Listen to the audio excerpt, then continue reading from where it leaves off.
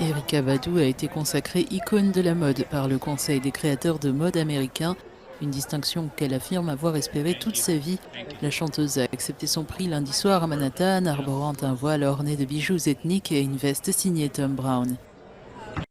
Cela représente beaucoup pour moi d'être célébrée comme icône de la mode, parce que c'est à travers ma façon de m'habiller que je m'exprime le plus clairement.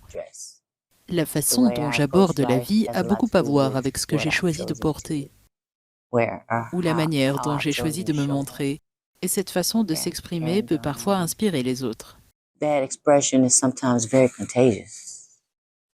Erykah Badu fera une apparition musicale dans l'adaptation cinématographique de la pièce The Piano Lesson d'August Wilson aux côtés de Samuel L. Jackson et John David Washington, qui reprennent leur rôle de la récente version jouée à Broadway.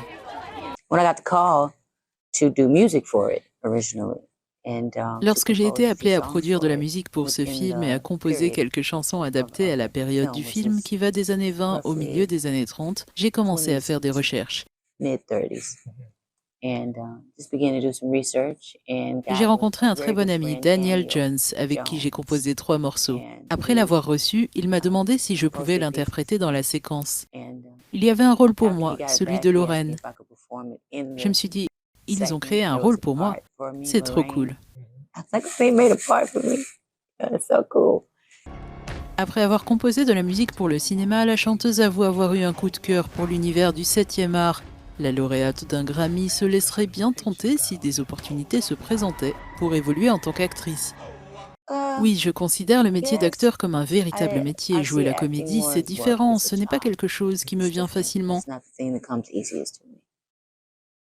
Mais je ne suis pas contre un bon film, si un bon scénario se présente et que je peux m'y attaquer. La leçon de piano sera disponible le 22 novembre sur Netflix.